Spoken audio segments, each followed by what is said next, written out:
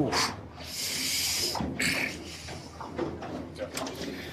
Good afternoon, good morning, good evening, wherever you are watching around the world. Welcome to a rather grey and cold Sydney Harbour, but there's plenty of wind for the fifth heat of the Spring Championship.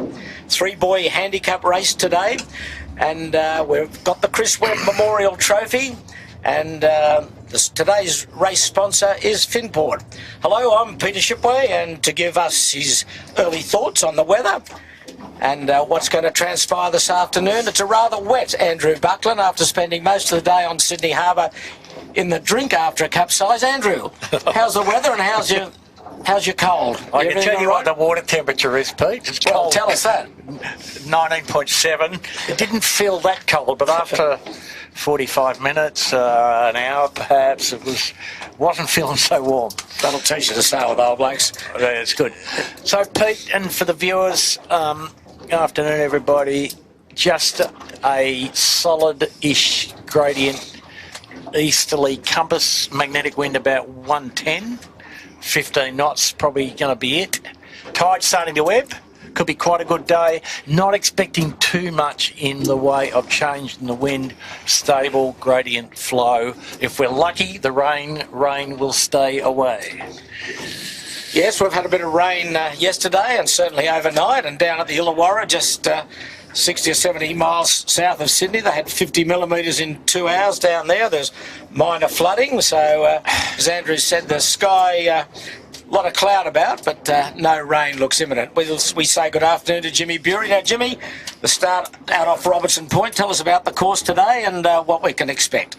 G'day, Shippo. Yeah, today's course they set us on a windward leeward, 6 over 3, so 3 laps. As you alluded to, down here at Robertson Point, they'll work all their way up to up into Rose Bay, back down here, back up into Rose Bay, back down here, back up there, back down here, finish down here, I believe. So, Jimmy, this is a tough course, isn't it? 3 times up through the Dardanelles. Yep. It's quite a long racetrack for the crews.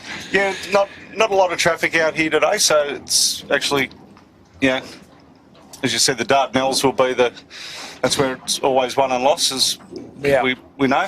Getting up there and getting through, and the first puff after you go around the windward mark with a shoot up is important as well, yeah? Yeah. But nothing, even though I think everybody knows that we're not all that excited about windward leeward racing in an 18-foot skiff, it's still a tough test.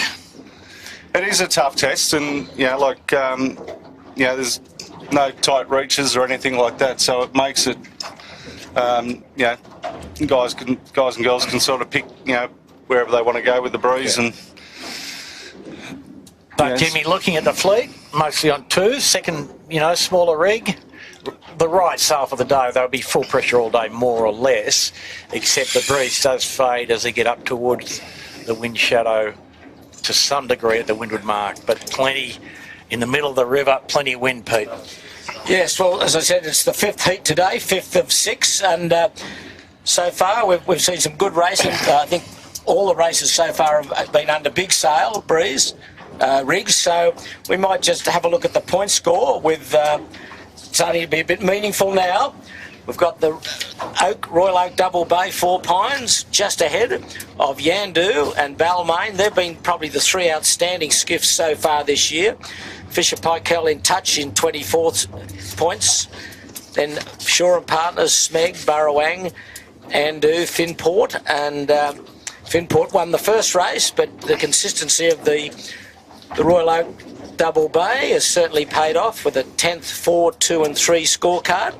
So 2 more races to go. There's nothing on next week. It's a sponsors day, and then we're back for the final heat in 2 weeks' time. But at the moment, we're just waiting to start, and we say hello to a lot of our viewers already tuned in. We've got Olivier from over in Milwaukee, Wisconsin, a very regular viewer. So welcome to you, Olivier. And we've got someone from Connecticut, John F. joins us again from Connecticut. Ralph Munro from Macleay Island. Graham Bennett, hi from Darwin. Hello to you, Graham.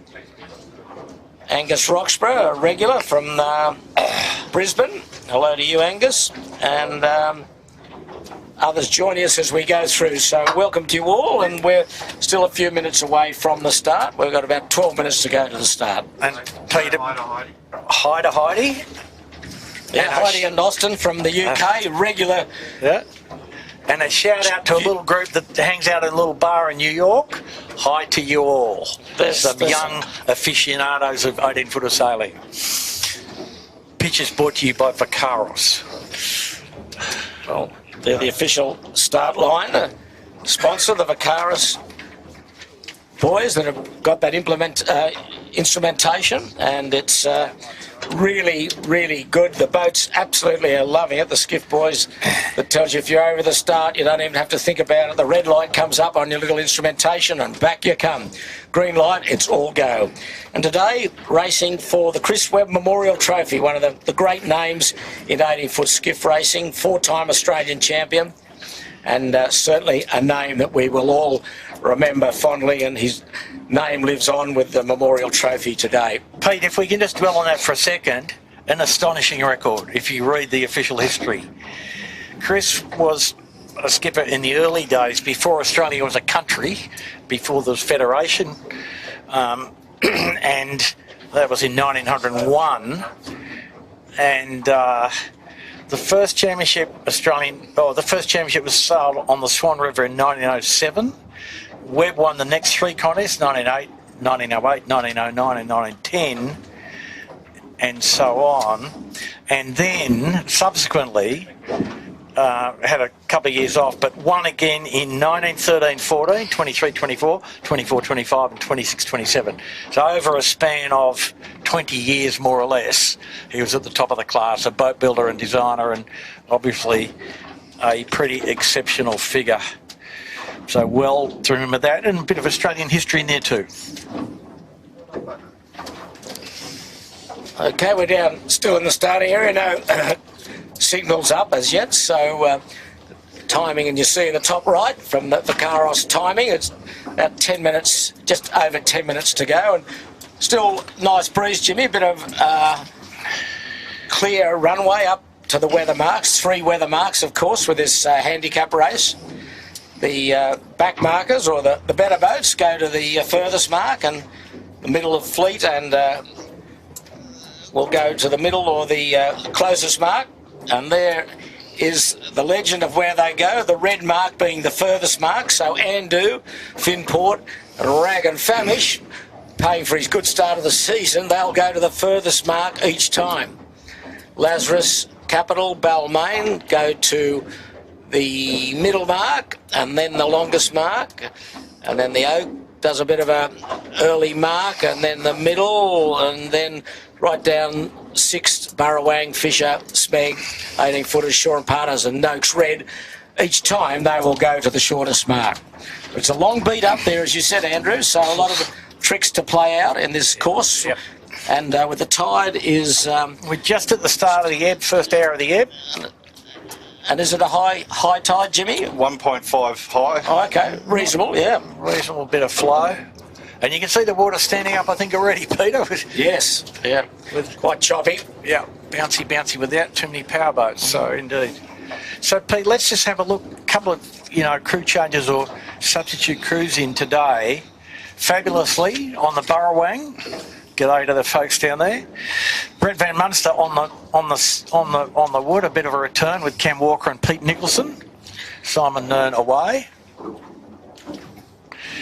On the Rag and Famish, John Harris Jr., Gilton winner. Miles Davey, who's A-grade mainsheet man, and Simon Hoffman, equally highly ranked. So we expect to see some good results from the Rag and Famish, despite a new line-up, but a tough day today to put a new line-up in, I think. But those guys collectively could deliver some goods. No other really significant changes. Yandu with Fang Warren and Louis Brake in the bow again. Everybody else sort of pretty normal. One other feature, Peter, today is sale registration day for the class administration. So the new sales have, for the year, have almost all been delivered. There was some bit of midnight oil being burned at a few places, I believe. My friend and colleague Nick Daly reminds me that the Spinnakers and indeed the sales on, in particular, Balmain and Yandu, made by himself of Dark Horse. Also, Fang Warren assisting there as a highly skilled sail maker. Yep, well, Yandu having a good start to the season, trying to get better. They've got a whole new kit on today on their second rig, new main jib and spinnaker. So I hope they haven't gone backwards, Bucko. They've been pretty good so far. Well, I think you've got to have respect for the guys that sort the rigs out, and in the case of that boat, it's Michael Carter, but with Fang obviously very strongly involved, and that's a pretty good setup where you've got two guys who are both on the same page trying to solve the puzzle, and it is a puzzle. So I think you can expect that it'll be better than the last iteration, Peter. Well, that's the name of the game. Yeah. They want to get better. But I think we should talk about the series leader at this stage, which is the Royal Oaks Four-Pine, and skipper Jacob Marks and the crew of Alex Marinelli and Matt Doyle. Jacob is 16 years of age, and he won't celebrate his 17th birthday until the JJs next year. So he's putting up a remarkable performance this season.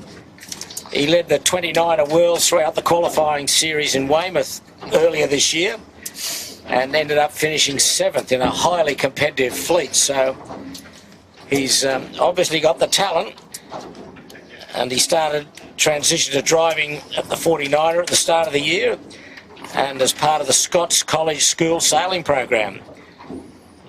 He was being coached, or was coached, by the current Royal Oak sheet hand Alex Marinelli, who decided to hand the driving responsibilities over to Jacob after training with him in the 49ers, and Alex has jumped onto the main sheet. So those boys have really had an outstanding start to the season, and 2 races to go. They're ahead of the Spring Championship, but the job's in front of them today. For being so good, they get wrapped over the knuckles. They've got to go to the They go different marks. They will go to where? Which marks? blue, white, white. I think they are, Shippo. Blue, white, white. Yes. So the shortest mark first, and the 2 middle marks. Anyway, we're in sequence. 5-minute hooter has just gone. You can see our timing in top right of the screen. 4 minutes 45 to go, and most of the fleet are still around the area. A few coming out of Double Bay. They'll make it because there's plenty of wind. What have we got? 12, 14 knots here, Andrew, at the start? Yeah, not less than 14, I'd say, Pete. Right. And about 30 metres away from the starting line. Oh, where's the other end of the line? Can we see that, Jimmy? Middle of the beach from where we're looking. Oh, okay, I've got it. Yep. Okay. Under the zoo. Right in Athol there. So it's good, Pete, but ebb tide, you want to be on port. In port. And even though they put the line in with a bit of bias towards the pin, I think you still got to start at the boat. But that's a good line, isn't it? When the so get out in the middle of the stream and get some push from the current that's starting to rumble out now. And a bit of the rain also heading outbound as well.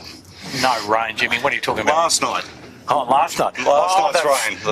The fresh water. The fresh water flowing No, out. plenty of that little localised flooding in Sydney this morning. So, Andrew, within 10 seconds, tell us how you capsized yesterday in the classic 18-footers. Quickly, go. Oh, 10 seconds, Pete. God, it's more complicated than that, mate. 6 seconds. Okay. Didn't have a full-size spinnaker for the last run. That was wool. We still use wool, which of course is illegal, but we still do it. And anyway, we hoisted a broken chute and just didn't get stabilised, and we got a bit of extra puff, and the kicker slipped out off the cleat, and we did this mesmerisingly quick spiral dive. The AP just went up. AP went up, so you've got more than 10 seconds, Andrew. Okay, well, So we're on delay here. Starters have just put up the AP flag. So I bet you it wouldn't have been his fault though, Shippo, the spin. Well, keep going, Andrew. So the kicker slid off the pole, yes. And so you know, when the puff came in, they dumped the chute off, but you ease the chute and it just keeps flying away from the boat like this bloody sky sail, and inevitably the centre of effort goes up and the thing just stood on its end and pirouetted diagonally over the bow. If somebody had video, it would have been good, but it wasn't that much fun to be on the inside. Was Donnie Buckley, the Admiral, sailing with you? We had some pretty good handy fellas on board. The Admiral, Michael Van Stomp, Svenny Runau, Svenny having his first gallop in the Odo.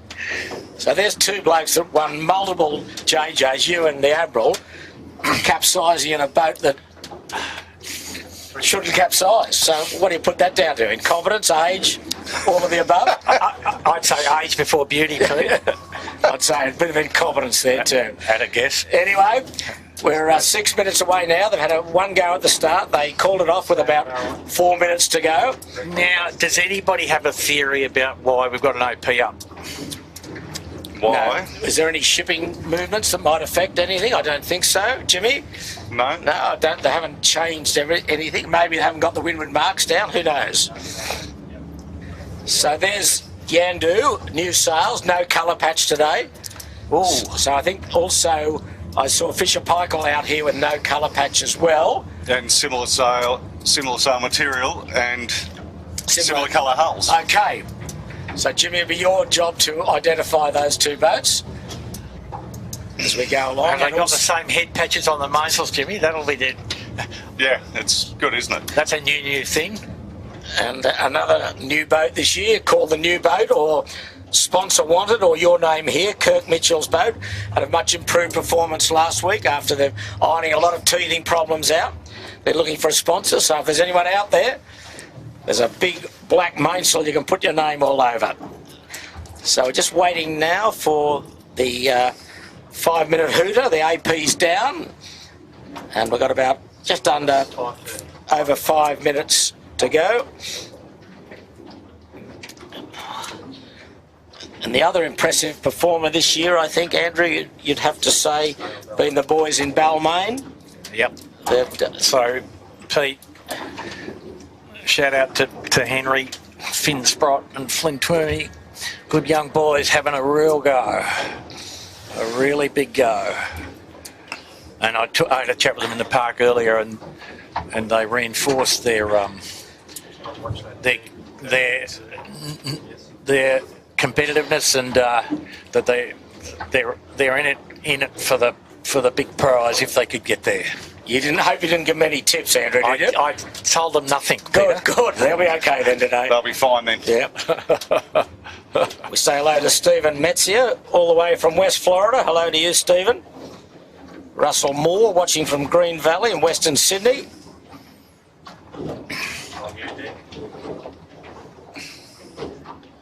Simon Walsh, he's watching with his dad down in Geelong. Well, hello to you, Simon.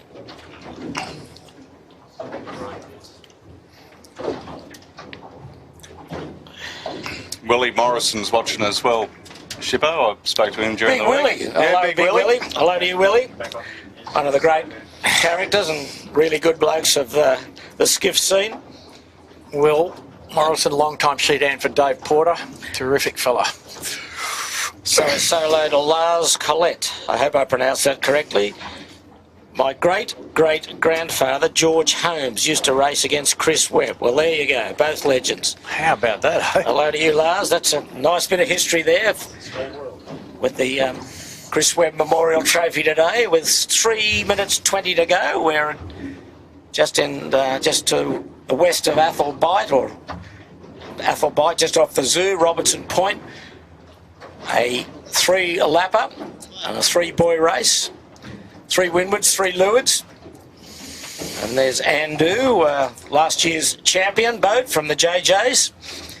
They've got their full crew today. John Winnie Jr., Sevi Jarvin and Sam Newton. Geez, I had some troops in the park too, but I don't know if you had a look, but bloody hell, the support group was out en masse.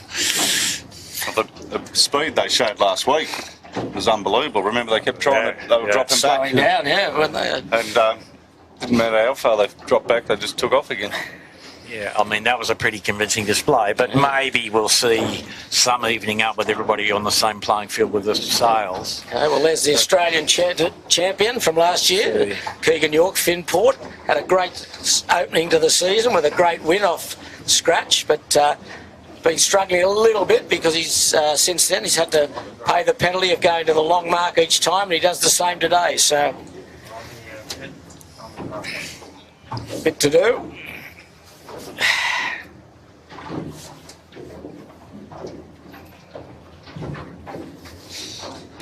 It's the overhead shot looking back to a grey city of Sydney as the pin down at the bottom, the check mark, looking back up towards the committee boat with minute 50 to go. Where are they stacking up, Andrew? What are we looking like here? We like the boat end and get up to port as quick as you can. That's the tactics, is it? I like the boat end. I like Finport in that respect. Andrew looks like they're going to be down the other end.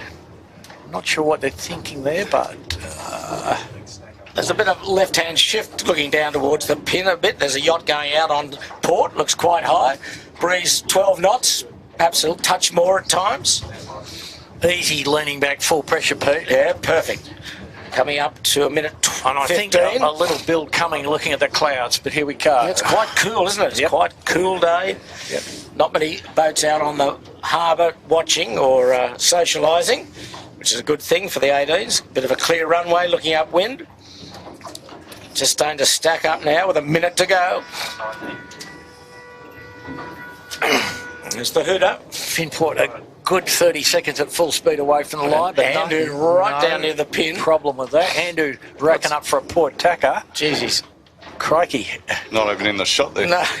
That's confident. Well, 40 seconds to go. Remembering the Vacaros starting instrument will come into play here. If they get a green light, it's all go on the boats. Each skiff's got their own little bit of instrumentation. And it's Yandu stacked up on the windward end here without the sailing insignia. Behind him without sailing insignia is Fisher Paykel. And then coming in is Shaw and Partners. Emma Rankin, who's done very, very well at the start of the season. And Finport is going to have a big gap here at the windward end. Yep. You'll see him roar in a minute. He's almost early 6-5 at that speed, but he's good. He'll be good, I think. Yandu looks a bit early. We're go. We're go. I think we might see some individuals. Yep. There's one hooter. Okay, 2 recalls we're hearing. Yandu and the 18-footed bar and restaurant. So Yandu has already slowed down to try and get a lane to come back. He's just coming back now, but Finport gapped them at the windward end, but it's Andu starting on port, took a few sterns to get out into the middle. Oh, and now the battle starts. Have a look, Pete. Finport and Yandu, both on port now. Off they go, but we're on the boat still going on starboard. Without these sailing signals, Fisher Paykel. Behind him, Shaw and Partners, and here's the 2 boats that have jumped out quickly onto port. Yandu started on port. Finport right at the committee boat and tacked over. A drag race now in the middle of the harbour. Sensational. Sensational. And that's Burrawang with skipper Brett Van Munster standing in for Simon Nern. And they look pretty good too, Pete, just quietly. Yeah. Wow. Plenty of breeze. Crews bending their backs as they move into their work nicely. You can see the grey sky above. And a big beat up into Rose Bay. So Jimmy, the Finport boys expressed enthusiasm for the task as well. Yep. They told they were a bit disenchanted after last week, and I don't know. Well, I had to have a bit of a chat with Matty Stenner during the week. He has moved in from the sheet on the 16 to back into the bow and moved Simon Opman onto the sheet. He was a bit upset about it. I said, mate, just concentrate on the 18. We're on the sheet. To trim the main on a 16 versus 18 is completely different. I said you actually find you'll get a bit better at it. Yep. Okay, Andu tax. Finport leads pretty easily, eh? And Lazarus might be second and Balmain third. It's kind of in order that they came off the shore. Yeah, I think the boats that bounced out onto port quickly look to be the leading group. No, Andu's behind Lazarus. Wow, so they've done really well. And they're close to Balmain, I think. Andu will be behind Balmain as well as they go back on starboard. And he's across the rest, isn't he? The boats that... so the right didn't pay as quickly. The rag. So the rag's good too. Remembering John Harris, the 2001 JJ champion, steering rag and famish today. A little bit lighter as they're getting upwind here. This breeze has dropped down a little bit. The Lazarus is in front of the Finport. How about that? So they've started really well. Yeah, so they're going quickly right, didn't pay that much.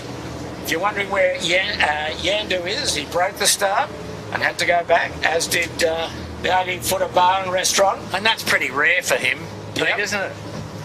For them, should I say? Yeah. Them. But yeah. So, at the moment, we look like Rag and Famish close to the lead.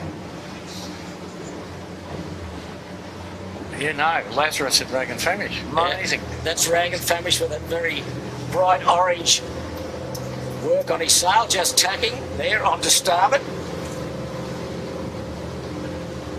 And the split already, quite a big split. Rag and Famish has worked up the middle of the track, which looks pretty solid at the moment. And Pete, maybe there's just not quite enough pressure on the bottom half of the right side here. Yeah, and right in the distance, top of screen, would be Andu. He's just tacked under Bradley's head. This will be interesting. He's coming back on port. He looks pretty strong, actually. Andu. He'll be across Finport. I'll tell you, it looks like they're leading is the new boat, Kurt Mitchell. Yeah, with no silence in you. Yeah. Thanks, Jimmy. Right off Bradley's head. Yeah. Absolutely, he's bolted. There he is. We missed him in the traffic. Well, we couldn't see his insignia. That's right. Sponsor wanted. He's absolutely flying. Right in on Bradley's. That's the lighthouse on Bradley's head. He's got a terrific lead.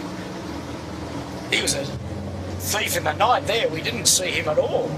Yeah, so Pete, looks like staying in the puff is more important than anything else. And there's quite a big discrepancy between the pressure here funneling out of Rose Bay. And he goes the closest that marks the first two times. Yeah. Yeah, so huge advantage. But just up off Bradley's head. 3 windwards, 3 leewards. There's Rag and Famish, Lazarus, Finport. And the boat in the background is the Royal Oak coming off the shore in the mix. So Pete, did I say the fleet might get evened out a bit with new sails? It has that look, doesn't it?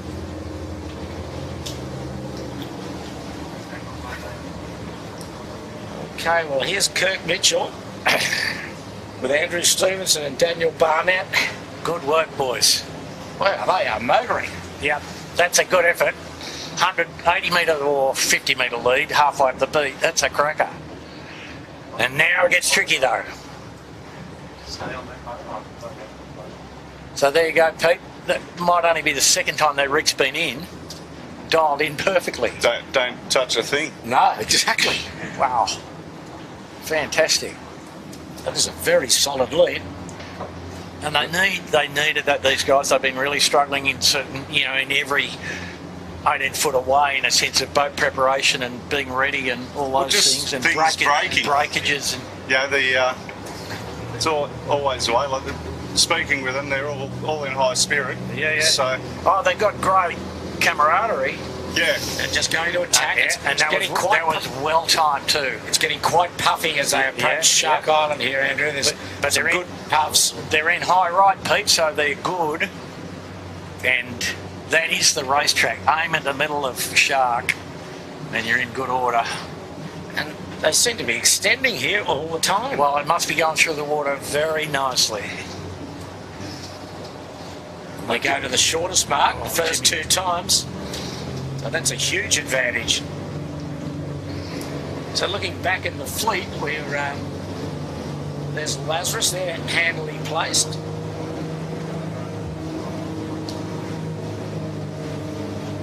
So it's still quite close. Lazarus, Andu, Rag and Famish. I think the Rag would be second. Finport's gone too hard right in this part here, I think. And Gone backwards possibly a bit. third. And out of his hip is Sean Lazarus.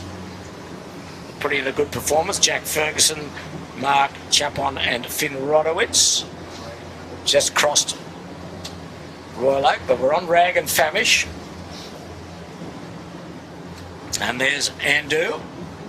Those boats are probably second and third. What the order is, we'll see when Rag tacks. Just to the left of And then Rag of screen is Finport, mate. He's come into it. He's put his nose out there in probably second. He did okay. I thought he'd stopped for a bit there, but he got rolling again. Well, he's got across Rag. Yep. Very bow to bow with Andu. Here we go. Just down pressure. And he's going to have to duck, I think. Yes, Yep. he is. Wow. So that's the gaggle for second, third and fourth, with Lazarus not far away. Okay. Oh, it's quite light now. Yeah. Up off Point Piper and between Point Piper and Shark Island. And wow, A bit of keelboat traffic adding a bit of spice. big split. I mean, the new boat, Kirk Mitchell, has gone way to the left, just tacked now. Almost to the northeast of Shark Island. There's Finport. Just see down pressure. And the breeze pretty spiky up here. Bit of danger. Yep. Don't want to get too pinned in the right. It looks fairly light. Scratchy. Here's Fisher Paykel, Jordan Gertis. He's in the mix. He's about fourth or fifth. Oh, and the Balmain only mid-fleet, but they tend to go better as the race goes on. Oh, it's a busy bit of water here, isn't it? Even when there's no traffic, it's traffic. The boat that's come into it is the Royal Oak. Again, he's crossed Finport. He could be close to... Oh, there's a ferry coming down the middle of the track. You'll see him in a moment. Yeah. There he goes. Whoa. Straight down the high diddle diddle. Wow. And that looks... There's a few snakes and ladders here. Royal Oak's probably got himself into third. Andu's jumped into second, I would think. Yep. How that worked, God only knows, really, but... The Dardanelles, mate. It's, now there's a Good right hand here, high right. The water's flattened out a bit and there's some good pressure on the right. Andu going away in towards Shark Island. He's thinking about attack. Yeah, there's good breeze on the right. If he does tack. He's got Finport tucked down to leeward and Rag and Famish. Well, the interesting thing, Pete, is nobody's making any impression on No, on the new boat or on Sponsor Wanted. He's flying. There he is. He's really got the bit between his teeth at the moment. They'd be enjoying this, I can tell you. And if he keeps going, there's really good pressure coming around the eastern side of Point Piper. There he goes now. Good spot to tack in, Yep. and a nice tack. Nice high on the right. A little bit downrange. Good. And the other boat that's going quickly is Royal Oak too. Anyway, we're on the leader. Setup looks pretty good there, Andrew. Absolutely. Well, like I said, we haven't seen it, and it's probably only been in the boat twice, so that's a good sign. Well, the real battle is for second place. Andu, Finport, Royal Oak, Rag and Famish.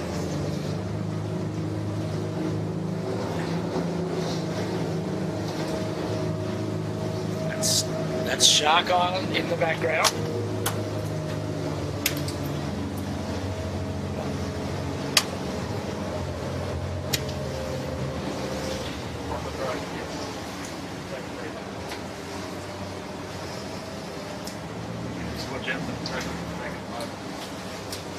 Sorry.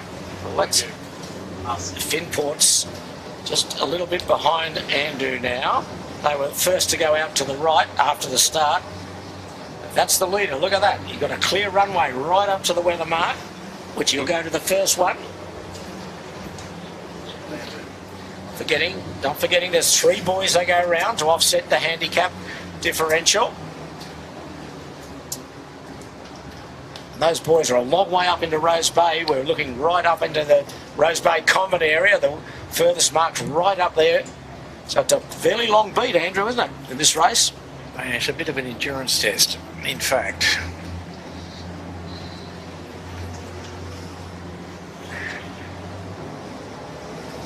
And it's pretty clear from previous experience that you have to approach these marks on the starboard tack low line, it seems. Some pretty good sailing in that first beat, Pete. Or the bit we've seen. Yeah, I think they've closed on the leader a little bit here, just a little. Andu has. He's into second place now, Andu. Andu, Rag and Famish and Finport all got to go, like, I reckon there's 250, 300 metre difference between the marks here. This is 3 A-grade crews we're looking at here, 4 A-grade crews. Look at the pace that Andu's sailing at. And the other guys as well, but he is really made some big inroads up here in the last 5 or 10 minutes. Give some credit to the Rag and Famish boys. A new line-up, as I said, and they've certainly done well. Yeah. Finport look a bit dusty there sometimes, Jimmy, just sailing a bit too high relative to the other guys. Well, they got, a little bit less pressure where they are at the moment. Yeah. So. I know they're working hard, they work hard on it, but It's all about changing the gears here. Yep. Oh, and Finport to tack back. Wow. Light spot for Andu there as well. Bit bumpy water. Windward mark Ferry's up just there, gone across the bow. Fair enough. And here's no name, or your name here. Just vaguely understood. Yep.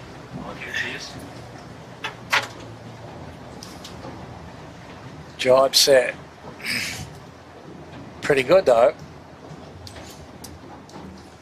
So Rag, Finport and Andu to the furthest mark. So what's the difference between the first mark? Gee, it's a long way, isn't it? Half a day. Wow, it is a long way. Half a day. How long would that be? 400-500 metres? Oh, it's almost more, perhaps. Oh no, probably 300 to 400 metres. Well, Pete, you couldn't run it in 10 seconds, so No. it's more than 100 metres, right? Yeah. Okay, the Royal Oak, away he goes. Royal Oak Double Bay, he's around the short mark, so he'll be second. Second on the water. And here's the battle for the back markers, Rag and Famish and Andu locked together. John Harris doing a great job on Rag and Famish. And he'd be enjoying this. And then, And look who's come to join the party, Peter. absolutely, Keegan York's joined the party from the right-hand With side. a little dig out to the right. And this is hard, this mark. You have to be well up on the low line. I think Keegan's got it pretty good. See Finport in a moment. There he is. So that's the battle of the back markers, if you like. Only these three going to the furthest mark. And this is expensive now, time-wise. Boats not at full riding moment. Boats not all on trapeze. Boats go pretty slow. Finport in light air mode almost. They've gone probably full adjustment on the rig from halfway up to dead soft here. Okay, Andu leads this pack around. He is around. All the boats sliding inside them going to the shorter mark, so these three could be nearly be last, second last and third last with the offset marks here. Except for your mate, Mr. Winning and Co. Yeah. Anyway, Andu jibe set. Rag running off on starboard. You go down and get that. Finport jibe setting. Oh. So this has really changed their places around now. Snake and Shortman on the blind channel. With the new boat, or your name here, is miles ahead. Kurt Mitchell being pursued by the Royal Oak in second spot. And that's that group there with sixth, Shaw and Partners and Smeg. They are the group in third, I think, Jimmy, aren't they? That's the third group there. Yeah, the third sort of group.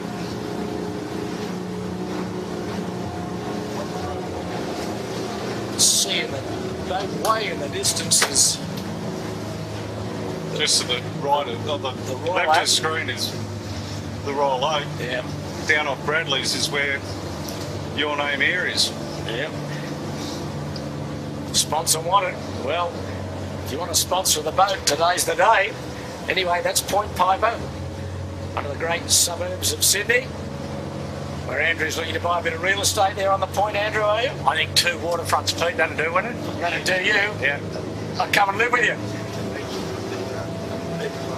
Got your own beach there. You'll be towed in each Saturday there after your capsize. Okay, there's the Barrowang. Brent Van Munster steering her today with Cam Walker and Peter Nicholson. To leeward of them, Lazarus, Jack Ferguson. They're running down in about 10 knots, perhaps 11 knots of breeze.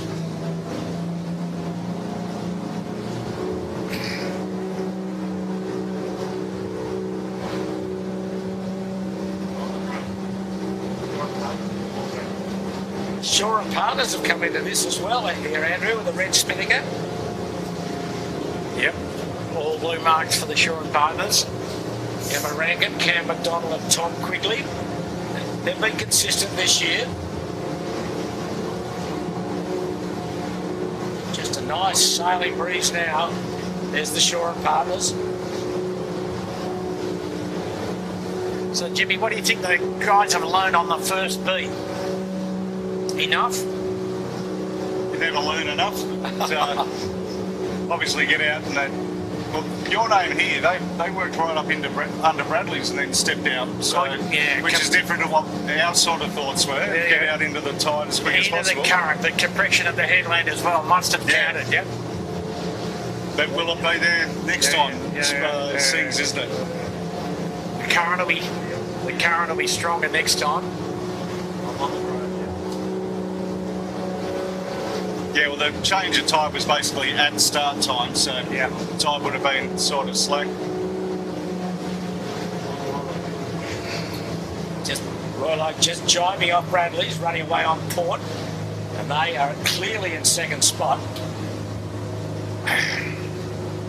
Looks great, doesn't it, against the bush? Fantastic. Matt Doyle, Alex Marinelli with Jacob Marks, the young fella on the helm, doing another terrific job. And they're right approaching the southern pylon of the bridge, right in the distance, or under the southern pylon. That's our race leader. Your Name Here is the boat, or the new boat, or unnamed, whatever you like. Kirk Mitchell, well in front.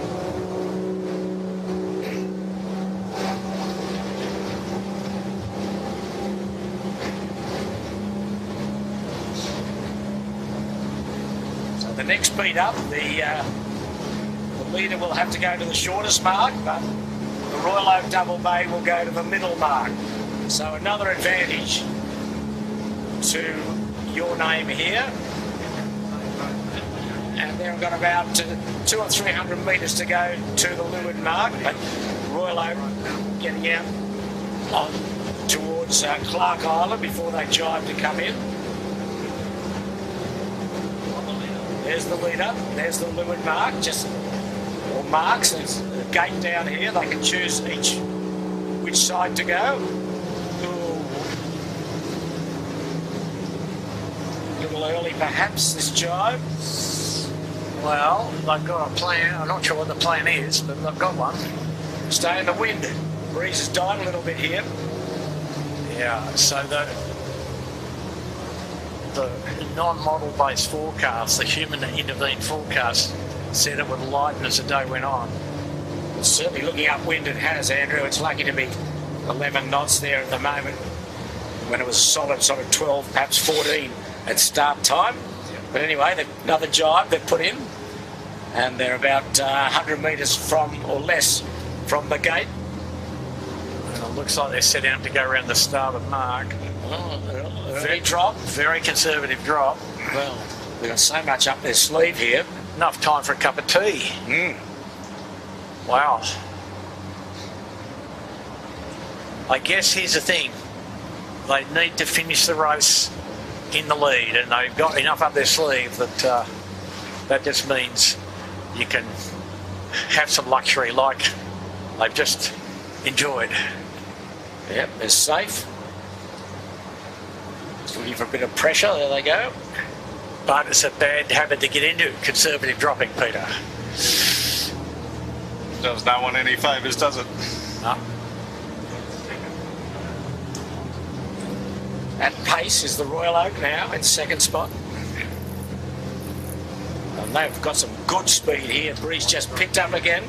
Yeah, they're coming on the face of a good one. The race leader's just got a bit slow towards the end there. A couple of conservative jibes, early drop.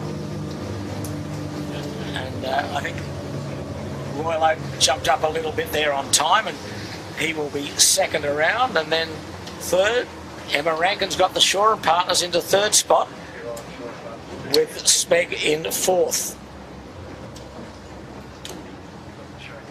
There they come, barrelling in.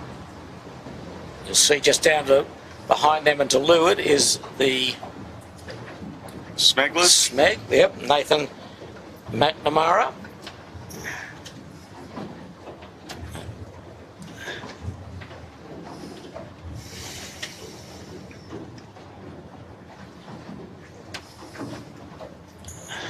So the puffs are softer and the spaces between them are longer.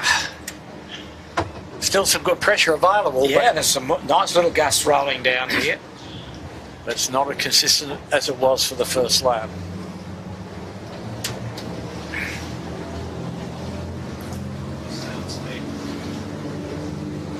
Okay, there's Smeg with the white Spinnaker just jibing.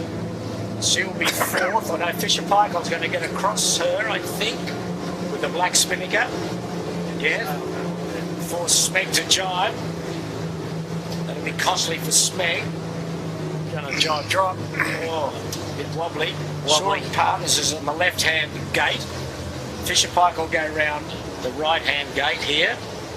Problem on Fisher Paykel with the Spinnaker caught around the back of the mainsail, just out there. Yep. Need to dial her up, boys. Yeah, dial her up. Oh, Caught around the top of the mast as well, Jimmy. it just came down then. Okay, One pearl too. so good puff here. Yeah. So just as we said, the breeze Really, appears yeah. to be fading. Up she comes, sixth is around in good spot, Balmain. Under- And here comes Andu, under pressure, but Under good job. under a nice bit of dark cloud. Here we go. Andu did very well down that run, as did Finport. They're about 3 boat lengths behind Andu as Lazarus goes round behind Andu. Burrowang coming in with the Spinnaker still to be put to bed. Finport round the outside. And then next around will be John Cooley in the Marine Outlet. A bit shaky, but all right. Yeah. And then Rag and Famish next. So let's see. Oh, watch this, guys. The Rag and Famish is around the right-hand mark, and then the other mark off camera is Andu. So he's done pretty well, having to go back after the start. But anyway, we're off him at the moment. There's the red Spinnaker just jibing. Oh, this red... To your right. Bit of- Right. Keep going. Very hot, mate. There's the Kitchen Maker. Yes. Lazarus gone back upwind. And the red Spinnaker belongs to... Is this the 18-footers? Bar? What boat's this, Jimmy? We've got... And No. Footers are coming around the mark now. Yeah, the 18-footers. Yeah, okay, we're off camera there. Okay. So that's Andu going back upwind in good breeze. Probably 12 knots. Kitchen Maker is one of the stragglers. And Yeah, Darren Cavanagh's sailing on the sheet on there today. The sponsor. Getting in some practice, I think, for next week, Shippo. right, he's enjoying it, I would say. He's out in the wire and swinging it out. Smile on his face. Good breeze now. I told you it was going to come back in, Andrew. Were you talking about dying? Look at the beautiful breeze now. 3 strings. 11, 12 knots, perhaps touch more. Well, a bit extra each dark cloud with the low base here. Here we go, travelling with the kitchen maker. Yeah. Lachlan Steele, Darren McCavanagh and Ben Kirkby. Okay, there's Andu. He's got the job ahead of him. He's got to again go to the furthest mark.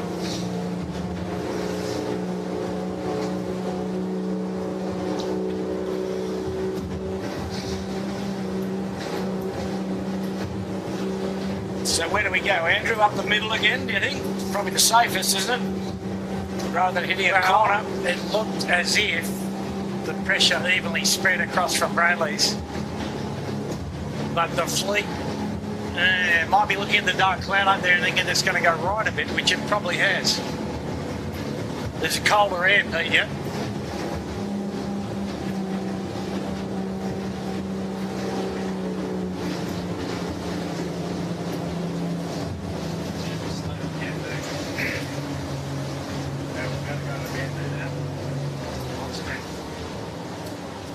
Well, here's Yandu. No sail insignia on the new sails today, but they were over at the start, and he's got himself back into the mix here.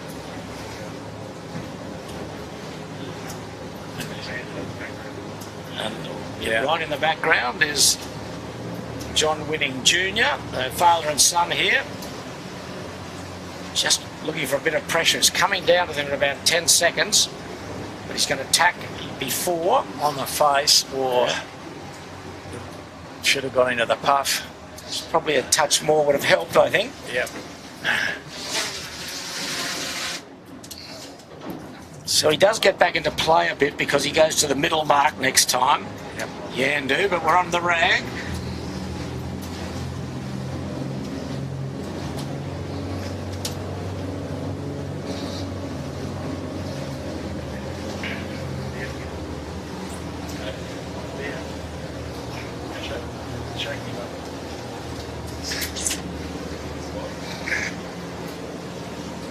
Travelling with a rag, so they're now the furthest right of the fleet. Going in attack in the middle of the puff. Good stuff from those boys. I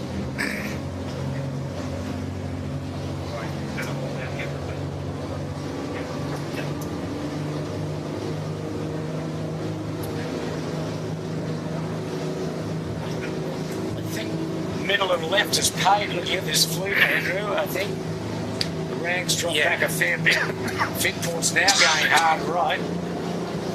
See how that pays Finport out. suddenly, burgle their way out of there on the first beat, so it's a puff by puff exercise, and I'll join the dots to some degree. Finport now high right-ish with plenty of wind. Fisher Michael just tacking there about 4th or 5th perhaps. There's Royal Oak still in 2nd spot, but a long way behind the leader. Just cruising. Gee, the leader has just extended again. Gee, they've got the afterburners on. What's going on here, Bucko? Like I said, in tune, day one, the fastest it will ever go, sometimes. Anyway, we're concentrating on the real battle for 2nd. The leader is absolutely blowing them away at the moment, which is Kurt Mitchell and Daniel Barnett and Andrew Stevenson. Royal Oak attacking now. It's Puffy again. Yeah, the Dardanelles looking treacherous as usual. He's gone left a bit, I think.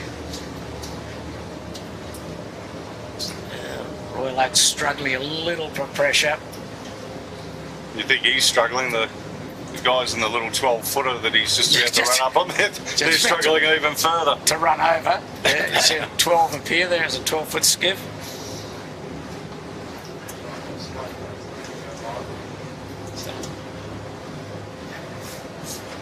Definition of mad, the 12-footers.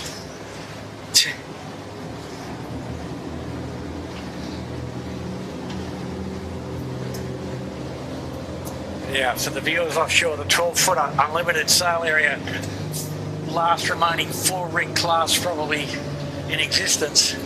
2 hands, and extraordinarily difficult to sail well.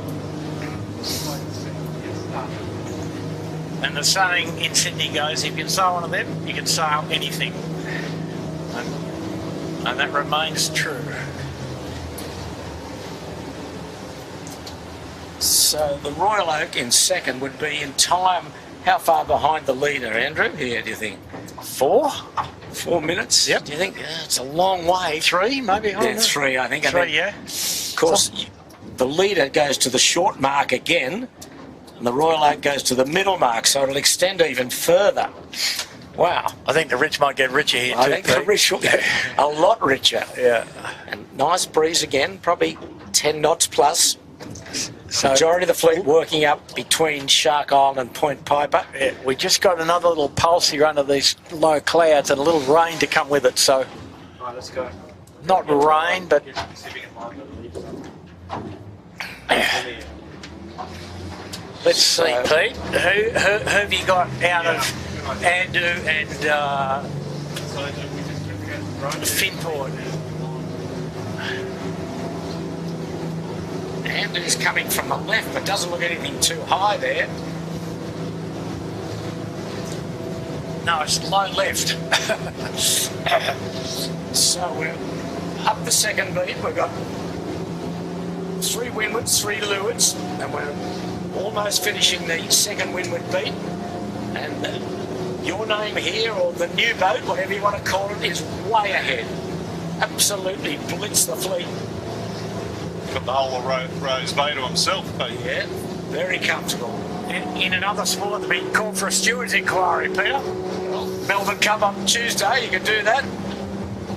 Kirk Mitchell could go to the Catalinas for a Aperol Spritz and still be in front, I reckon.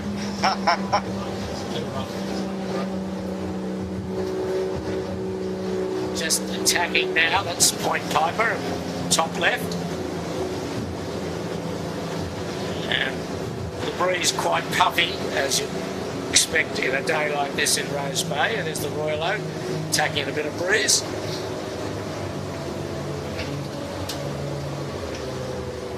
So there's highs and lows everywhere on this track, on each tack. Did Finport cross Andu or not? Andrew, you're looking back. I'm looking at it. No, so for the viewers, not on screen, but Finport and Andu, there's Andu there. Andu crossed Finport by only a few boat lengths, so pretty close still. And they went opposite ways up the beat. Not uncommon, I suppose, but there you go. We're on the race leader, making it look pretty easy. Goes to the short mark, and he's underlaid that. He's got 2 more tacks and in. the Royal Oak's There's got to one. go up to the white mark, right, Yes, Pete? correct. So further advantage to Mr. Mitchell and his team. Probably don't have to set a spin again now, Bucko. We just sit at the bottom of the boat. You reckon? Run square? Polar Polar jib out. Polar Yeah. jib out. Sure. No, I think he needs a bit more than that. But Yeah. he's close to attack. There he goes. Not much breeze up there. You can see that. But they are sailing the boat pretty well. The tacks are good. Just watch this bear away. They'll do a job set here, I think. Stay under pressure here. It's up and down. Always a good test. They're in the lull between two bits of grey cloud. A little bit of wind here. Back in the right, though, Pete, the breeze here.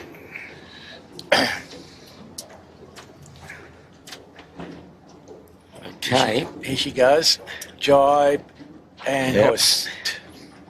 So they They're drop. listening to you, Bucko.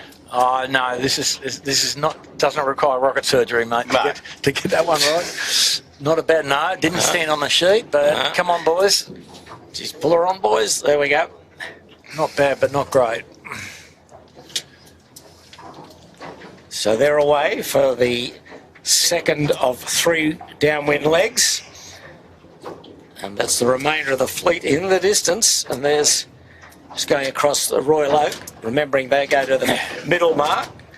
So they're still a couple of minutes at least away from the middle mark. And Smeg is nibbled his way up into third. They go to the short mark, Pete, to the blue. Smeg, short mark. Correct, yep.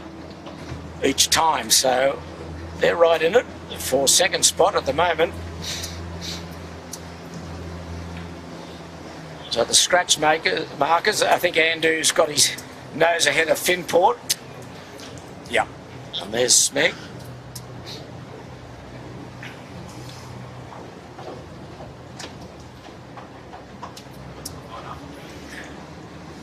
It's the Royal Oak, Smeg, and then coming in on Port is Andu. Behind him, I think, is Shaw and Partners. Royal Oak got a nice little right-hander there, but still a good minute away from his turning mark. And the leader's a third of the way down the run. Yep, just sign the chit for the prize now, Peter, I think. Well, you'd think so, but we've seen stranger things have happened. Royal Oak on a really good right-hand lift here.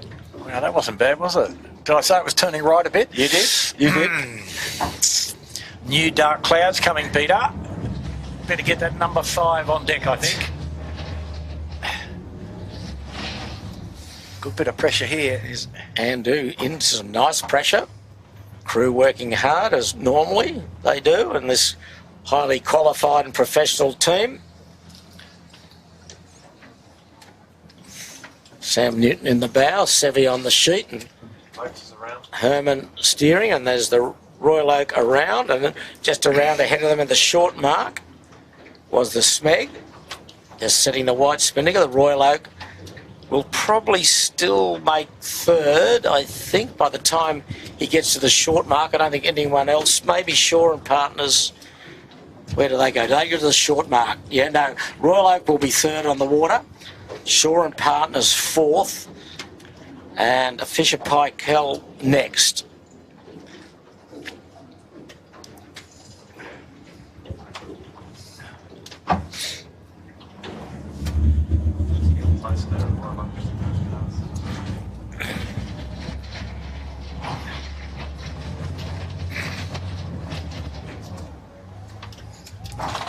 Oh, Royal Oak and Rag and Famish.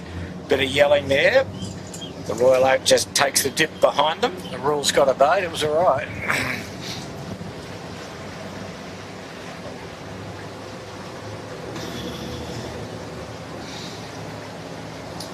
That's second and third we're looking at, and as you say, the leader is gone. He's down off Bradley's head.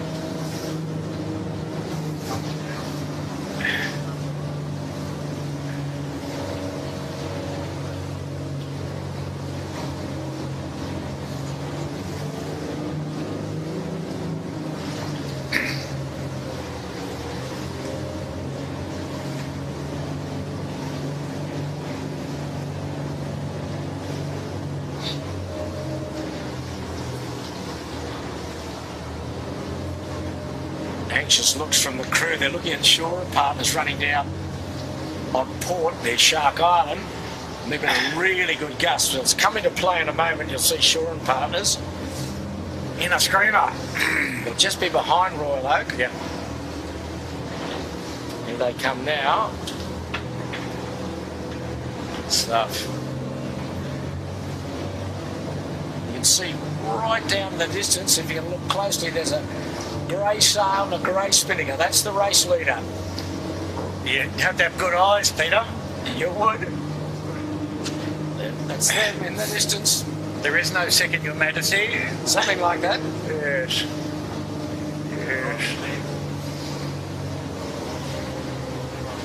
Yes. Now it's looking pretty untidy up here, Pete. Look at the drive angle on the Smeg there briefly. Now up side of the ferry, and it's going to get this ferry wash there. Very close. Bang, up, down. Good header now, though. Lovely header to get the bow right down. There's Noakes red coming upwind.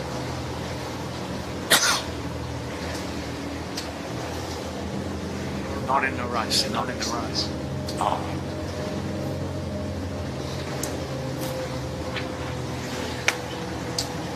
Chits the Noakes boat. Yep, that's right, the Noakes boat. Been bought by some boys from Melbourne. This one. So, on the western side of Point Piper, we've got the Royal Oak, and in the distance is Shore and Partners. They're battling it out for third, and there's the second place boat, Smeg.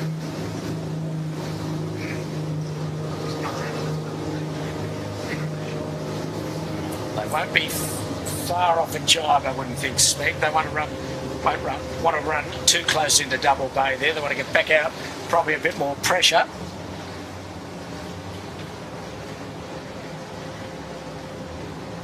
It's going in towards Clark Island. Fleet very spread out now. Those three boys have really opened the fleet up. Smeg's still not off on a jibe, setting up for it soon, I would think. Although he's getting bowed down. Can't. It's a good header. Yeah. Probably permanent structural header, but I'm sure of that. here we go. Travelling with Shore Partners.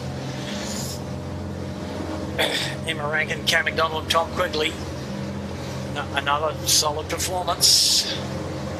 Yep, certainly in the race for second. And the error rate's been pretty low, Pete. They go to the short mark next time. Smeg go to the short mark next time. But the the Royal Oak go to the middle mark.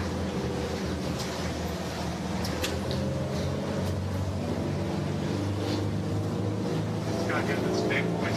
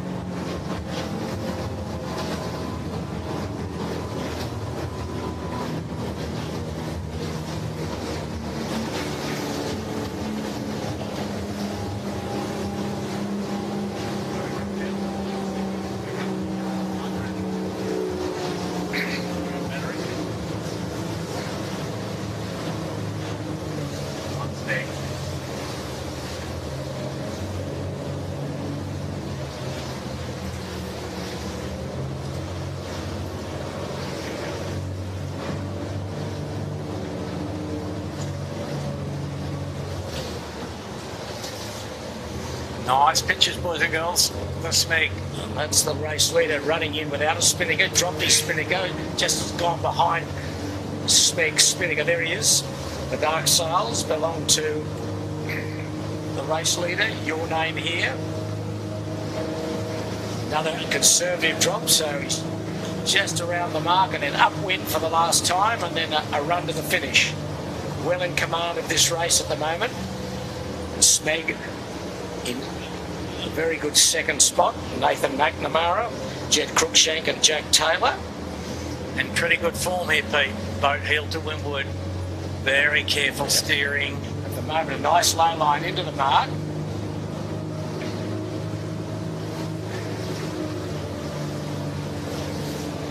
Just through a ferry wash and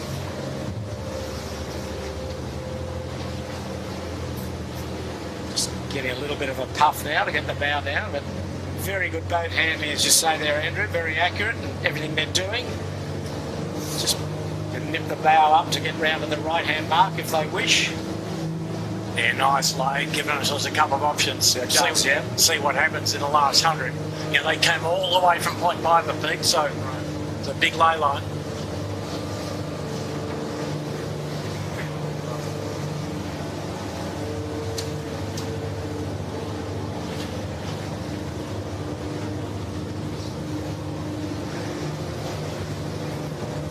So if Smeg can stay in touch, they go to the shortest mark and the race leader's going to go to the middle mark.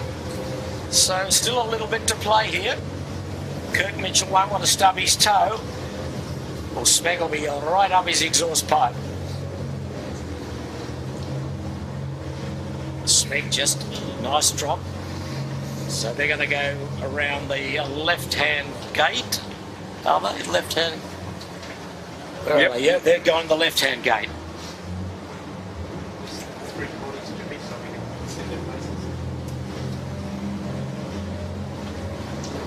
So they got a real jump there, Smeg, over Shaw and Partners and the Royal Oak. Yeah, they did a good job on the run, Pete. A very good. Here we go, folks. Nice shiny new ship. Yeah, here's the star of the day. The bits have stopped flying off, Jimmy. Absolute star of the day so far. 3 very good boat builders there, mate. Three good boat builders, that's right.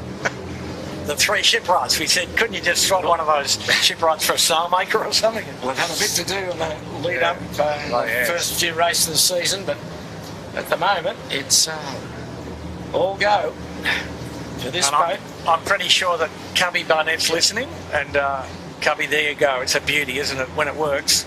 Now here's a nice boat in the front of them. Would you call it a boat? I don't know what you'd call it, really. It's a barge, Peter. A barge with a top on it. Yeah. Anyway, they saw the problem, were going right for it, so they tacked away, going towards Bradley's Head as Fisher Paykel just going around the leeward gate, and he is in about 5th spot. Well, 6th. Yeah. In about 8th spot. The boat that's done well again is Andu. As we watch a bit of a... Here we go, 6th going to the jibe. Yeah. Yep, I think Finport got lost up the top there this time. Yeah, I don't know where Finport ended up. He's right out the back door. There's the 6th. Nathan Edwards, Alex Leslie and Lockie Pryor. Again, certainly up there.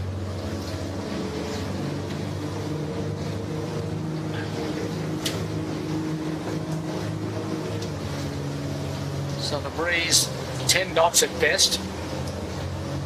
6th go down to the leeward gate. So one more beat and one more run and it's all over. 5th and the last one's short. Not much happens, except when it happens. Grey old day in Sydney. You can see the heavy clouds around. No rain throughout the race.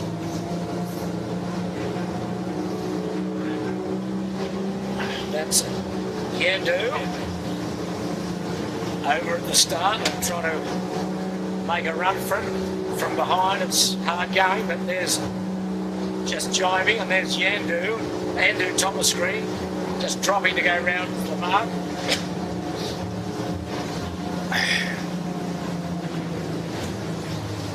Came to a bit of a halt, the Yandu there, not like them. So this will be a good, interesting run or beat for Yandu and Andu. They're both going to the furthest mark, so let's see how father and son go up here. So Andu leads Yandu by about 20 seconds. So Yandu have done a good job to get back into this after the recall. So they're around now. No sail insignia today because they've got new sails on board.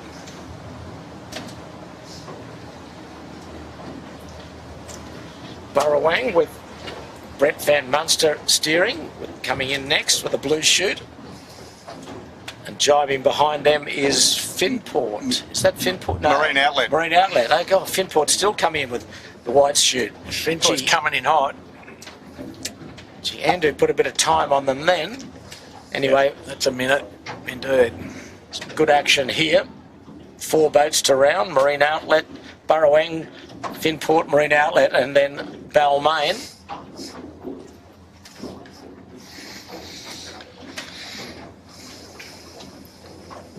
Oh, come on, Finport. You've got to do better than that, boys. Around the mark, the jib flapping.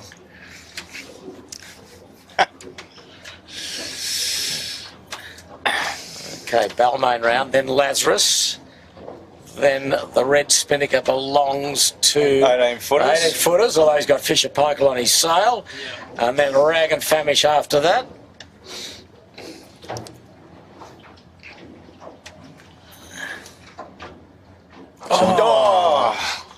Oh, the skipper just fell off Lazarus. I'm over. Now what do you do? big strokes. Heave two. You'd have good advice for him, Andrew, after yesterday. Anything you got for him? Heave Jack- two and swim fast as sharks in the harbour nowadays. Jack Ferguson off the back. Yeah. Anyway, we'll just stay close to make sure everything's okay. He needs to go to Thorpe's swimming school, mate. I think the boat's drifting as fast as he's swimming, so he's not making any headway. They'll have to come back, surely. We'll have to tack Well, and yeah. do a stop tack, Pete, like what Yeah. they teach us in the offshore school these days. Oh, no, don't accelerate. Just need to stop. Just got to get back on board. He'll be tired, boy. Stop. Oh, Stop. No, that's good. Backwind the main. That's good. That's good. That's good. That's good. Oh. Mate, you're at the Thorpe Swimming School for the next 3 weeks. okay. Well, he's back safe and sound. Good work. Certainly safe. Yeah. I think what happened to me, he got half on the hook, you know, when you Yeah, the old half hook. the half hook, and went, oh dear. Here he goes. Anyway, he's back. All's well. Bit of a salt water drink. Out on the wire, and away they go. So a big loss there to Lazarus.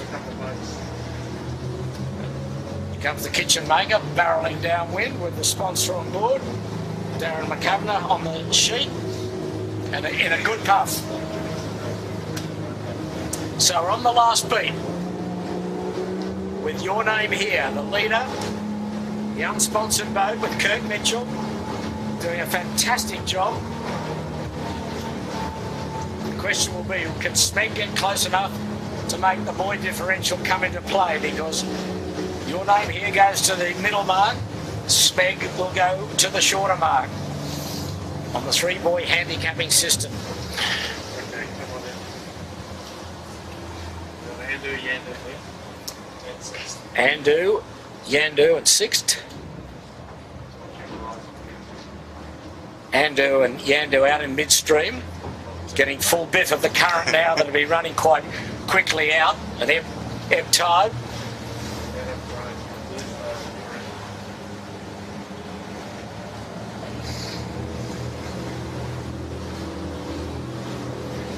Breeze has been round about 10 knots plus or minus all day. 6 tacking just before she gets in the complete lee of Bradley's head, but there's the father and son combination.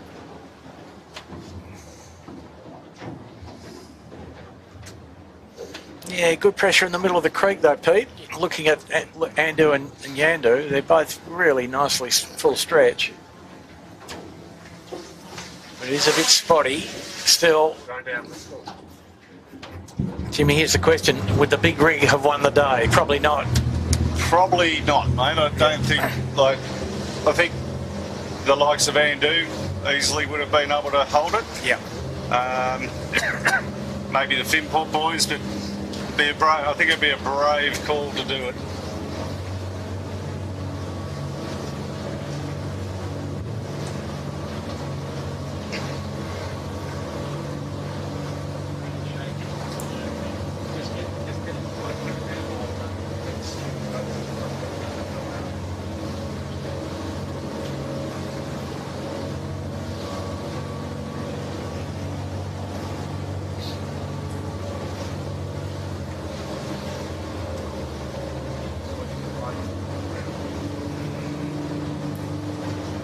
That's the setup on Yandu in the foreground and Andu.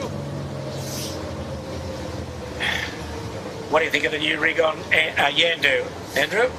Looks all pretty nice. I know. Low range settings, pretty good. Nice bit of headstay sag. Things are good.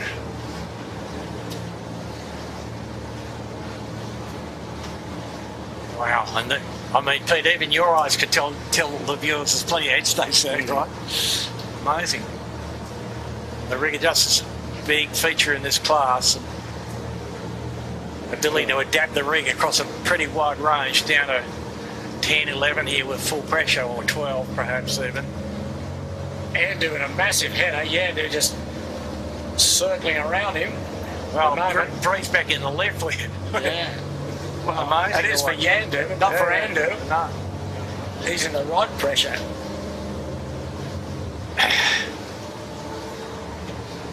Shit, stick to the camera work, will you?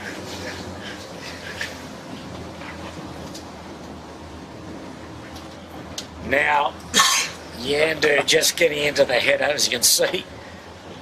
But they might take a dig back. They might like the look of that. Well, Andu was tacked. Well, he had to. Yeah. Couldn't sustain any more of that. He was back to the Opera House there, but That's right. But, I mean, Pete, you saw there also the ability of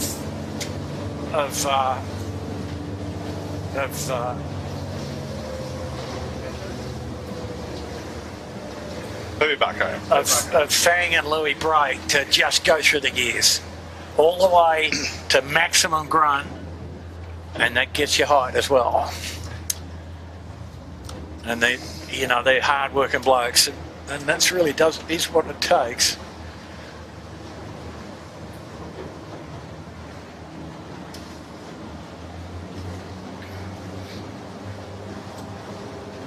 And the boat, have a look at it, Shivers. She's roaring through the water.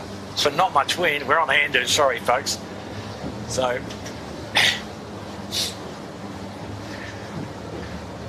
I mean, the top end of this fleet is still a pretty tough place. Andu's going to get fastest time pretty easily, but there's the battle really now for maybe first, but probably second and third, because Smeg will go to the shorter mark. So does Shore and Partners, Shore I think. Partners goes to the shortest mark. And are they close enough to unnamed, or your name here, who goes to the middle mark, to make things interesting? I don't think so. I think your name here will still have enough up his sleeve to get the job done, but it's not going to be much in it. It still could be an exciting run to the finish. And don't forget, they go all the way back down to Robertson Point to the finish, so it's a longish run. These two just stepping in towards Shark Island, the southwestern end of Shark Island, the wharf there at Shark Island. There's Shore and Partners tack. Smeg will be right on his gas. And then way in the distance, you will see on starboard tack there, with the dark sails, no insignia, is the race leader. And I think he's going to have enough offset, enough time up his sleeve to offset the offset. offset the offset, yeah. Yeah, he's got plenty.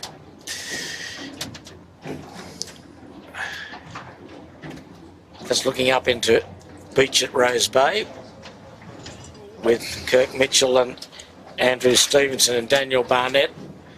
Done a terrific job today. They jumped out at the start and away they went.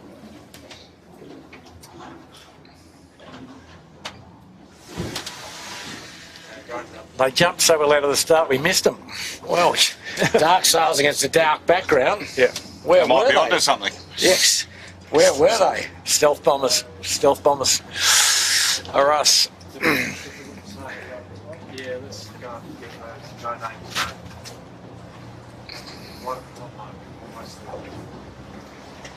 So the order will be at the moment on the water is No Name, Smeg, Shore and Partners, the Royal Oak, Fisher and Yeah. Pikell. Fisher Pikell, and then Andu and Yandu.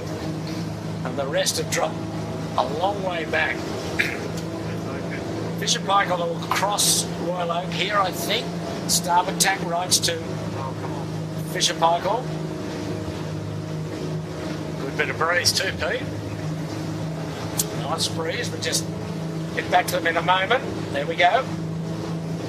There's the leader.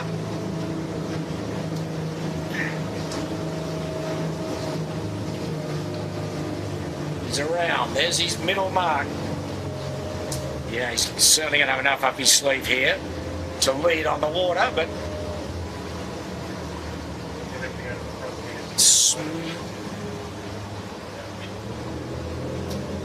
just hoisting now.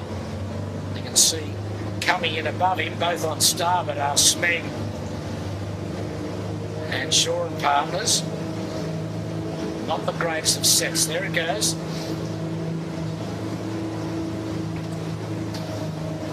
Well, not much wind up in that corner, Pete. No. He's almost at the first turning mark that these two boats will go round. So he will have a lead, but it's not going to be a huge lead, but it should be good enough, I think. He splits between the two, and Smeg was almost there at the mark.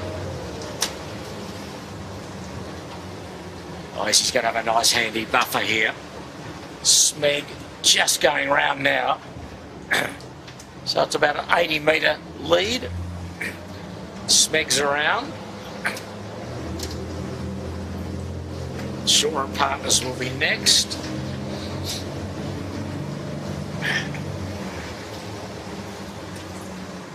Ooh. And doing No Name just Intersecting, jiving out is No Name. Oh, and both Shore and Partners, Smeg coming down with a good puff. Smeg especially. Smeg's second on the water. Oh, I think that the No Name boys have covered off on that pretty well, Pete. They've gone to the stronger wind side of the course here. Yeah, there's still a bit to play. But that's not a big gap actually in this game, is it? Not.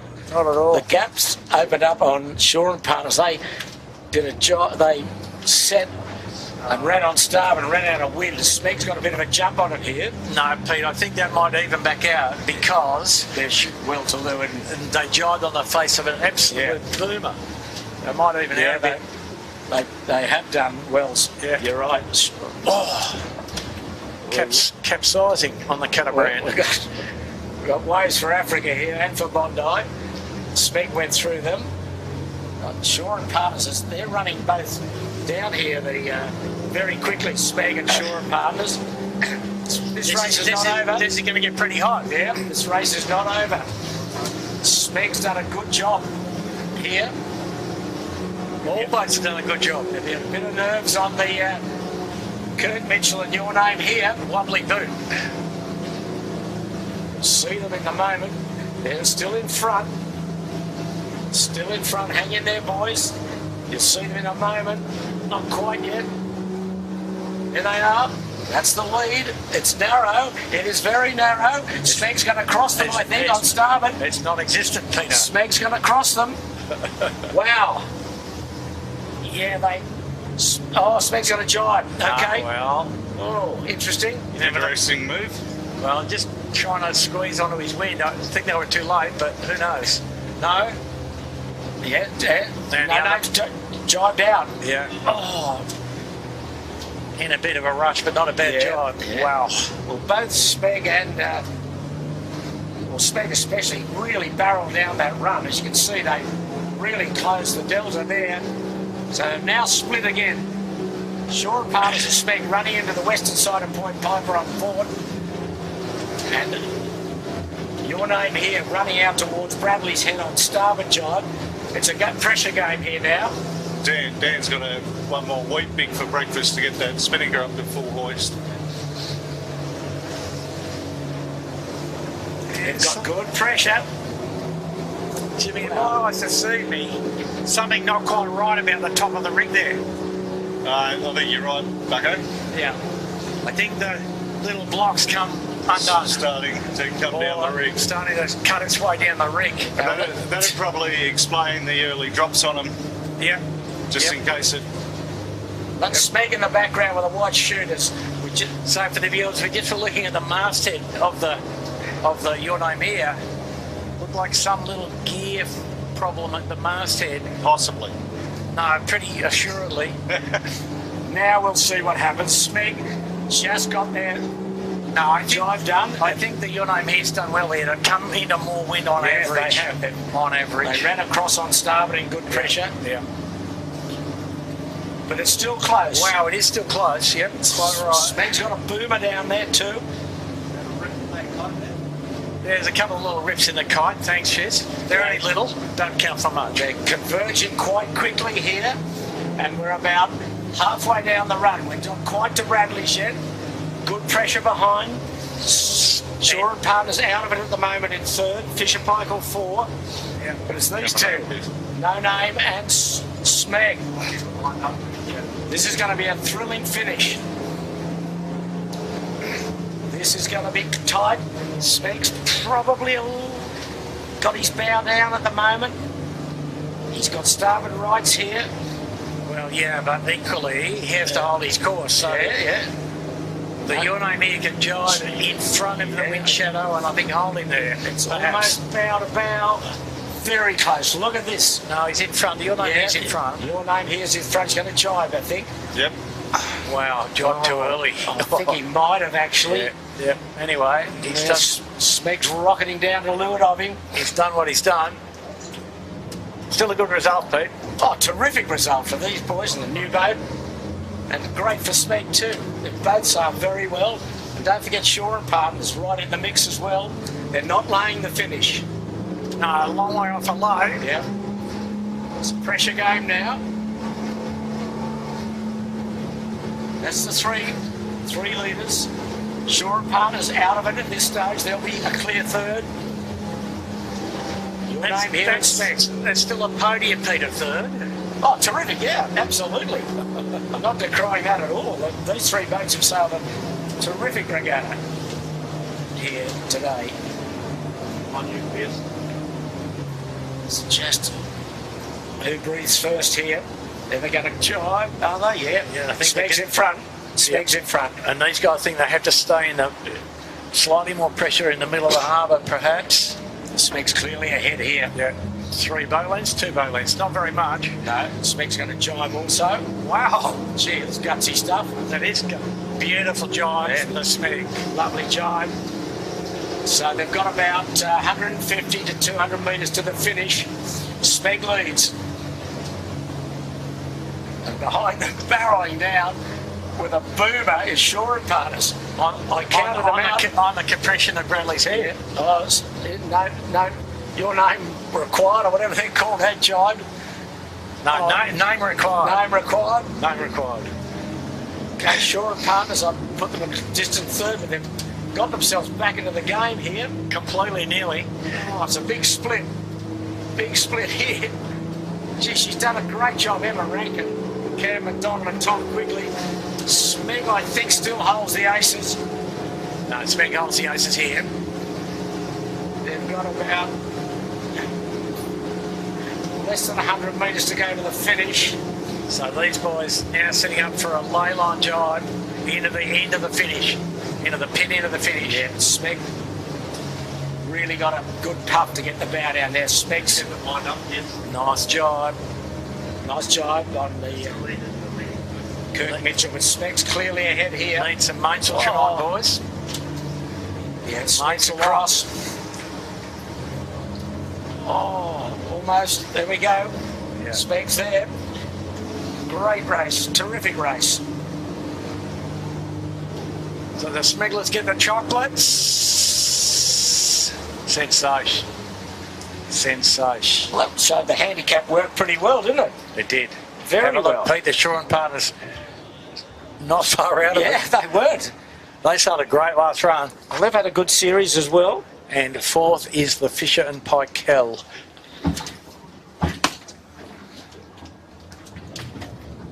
Fisher and Pykell coming in hot. Yeah. Jordan Curtis, another good job from him.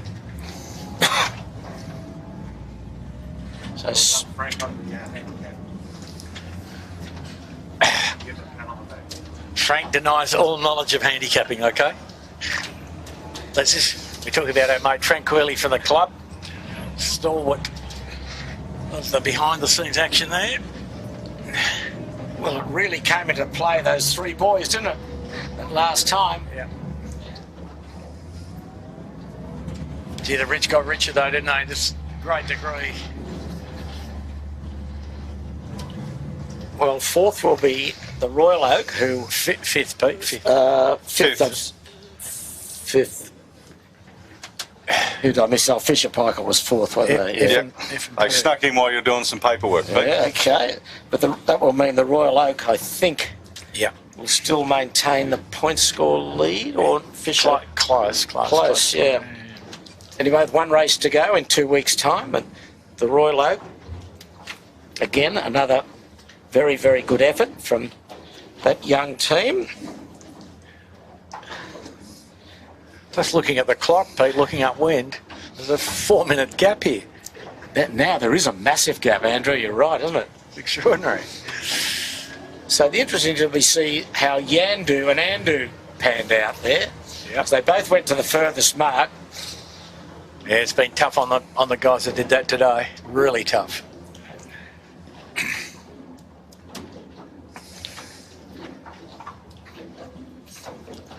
Well, that's a great thrill. I mean, even though they got second and led throughout for Kirk Mitchell and Andrew Stevens and Daniel Barnett on Your Name Here, I mean, they were terrific upwind, weren't they? Yeah, nice sensation. And that big lead was wiped out because they went to the middle mark at the last time, but nonetheless, they'd be very, very happy with that. I led the fleet off scratch pretty handily. So they went fast and went the right way up the first beat. And if you can do that a couple of times, usually life works out. But they do have to really work hard on, still on their boat integrity and on their basic handling, lay lines, accuracy. Well, it'll come. I think they'll be very, very pleased with that. And here's father and son. Father's chasing son. So they're about the same distance they were at the leeward mark. So Andu leads Yandu. So Andu will be coming for 6th and Yandu for 7th. So Jimmy, just while we're waiting for these next two to finish, let's talk about next week, or there's nothing to talk about, is there? Nothing to talk about. Well, from the club's point of view, plenty. They've got sponsors are jumping on board all the skiffs and taking them for a ride, 4 up, and then it gives us a week to sit around and Rest our tonsils. yeah. So there's no coverage next week. Just if you planning to join us, it's more a social day next week for the sponsors. And we're back in 2 weeks' time for the final heat of the spring point scores. We're watching the Andu and the Yandu. And Yandu jibing. And Andu going across to jibe now. So Andu will be 6th, Yandu 7th. The next to finish will be the Burrowang in 8th spot. We watch Andu cross next.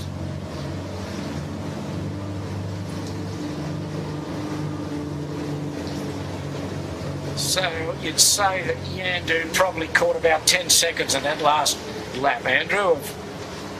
Yeah. A catch is a catch. Yeah. And they had to go back at the start as well, Shippo. Yes, exactly. Yandu was recalled at the start and lost a lot by the time they went back. But still, Andu convincing again, fastest time pretty readily. Yeah. Finport fell from grace. The gap is extensive. Comes the Burrowang, just breeze still around the 10, 11 knots. Grey old day on the harbour. And probably your mate, the Andu is probably second fastest. The Balmain boys didn't have the best day. No, they a little bit off today. Because we're talking them up at the beginning of this. We put the curse on them, We did put we, the Jim? curse on them, I think. You reckon? Yeah, probably. So next to finish, after the Burrowang, Balmain boys don't cry, though, do they? No, they don't. will be Marine Outlet. Okay. He's 9th. Balmain at 10.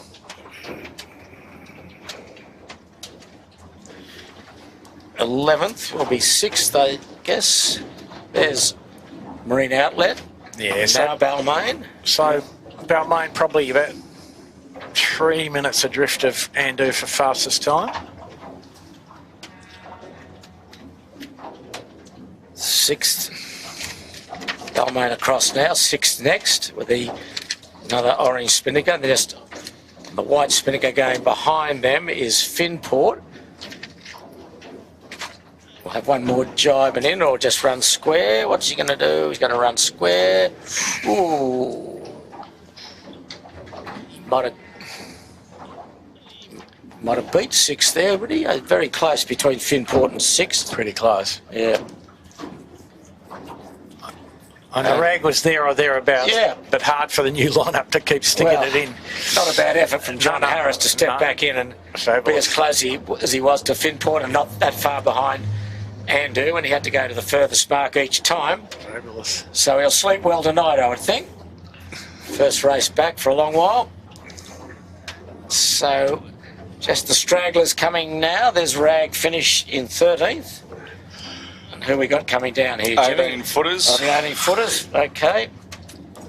And then Lazarus fair way back to Lazarus. is off Bradley's, and then the Kitchen Maker is off Point Piper. And that was all she wrote, I think. That was all she wrote. As we're watching, though it says Fisher Paykel, it's actually the 18 footers restaurant. They probably would have got the new sales this morning in the park and just haven't had time to pull the logos off. There across. Okay, well, I think from a rather grey Sydney Harbour, we'll probably wrap it up. Very exciting race. Your name here, Kirk Mitchell, led all the way in a very impressive performance until he got run down on the last run to the finish when he had to turn at the middle mark, not the shortest mark where both Smeg and Shaw and Partners turned. So it gave the race to Smeg ultimately with Nathan McNamara. A close win over Your Name here, Kirk Mitchell and Shaw and Partners. Emma Rankin, another very, very good performance from her and her team. Jordan Gertis, 4th in Fisher Paykel. The Royal Oak, 5th. Andu, 6th, probably the fastest boat round the track. Then Yandu, having to go back at the start. The Burrowang, with Brett Van Vunster steering, was 8th. 9th was Marine Outlet, and 10th was Balmain. 6th was 11th. Finport, 12th. Rag and Famish, 13th, 18 footers 14th, Lazarus 15th, and still to finish is the Kitchen Maker. He's about 5 minutes away, so we'll assume they finish. So just a reminder, we're not here next week. There's a sponsors day. It's more a social day for the 18 footers. We'll be back in 2 weeks' time to bring you the final heat of the Spring Championship. So Andrew, a quick summary of your thoughts of the day. Well, it was an interesting low range hit out, fairly flat water. A test of low range adjustability, really, Jimmy, wasn't it? Up and down, up and down, up and down, and at times they were full depth sag, and the fleet was impressive in its ability to get through the ups and downs. And it's good for them to go through all those motions with the second rig. You know, they had the bit of the range with the big rig. Now it's good for the little rig, just so you know where everything's at and remember the settings. And I'm hoping that sometime soon, Pete, we'll have a day of let's lean back, maximum Cunningham, maximum rig tension, and let it rip. And a reef in the mainsail. No, I don't like that. It's all right for the camera, Cat. We don't mind it at all. Thrills and spills. No. But yeah, I mean, it was a good hit out for the guys, mostly with new sales. So that's what we're going to see, and it was quite impressive. Okay, well, certainly, please feel free to follow Sail Media on social media platforms to stay up to date with what else we are up to as far as sailing goes. I think that is. Hesitate to wear. only sailing. Yeah. So, there we are. I hope you've enjoyed it. We've certainly enjoyed bringing it to you. We thank all the boys behind the scenes, Chits and Dylan and Piers and everyone that worked so hard to bring the pictures to you. And reminder that we're not here next week. There's no real official race for the 18 footers. So 2 weeks' time, we look forward to your company then. So on behalf of Jimmy Bury, Andrew Buckland, I'm Peter Shipway. Very good afternoon and look forward to your company in 2 weeks' time.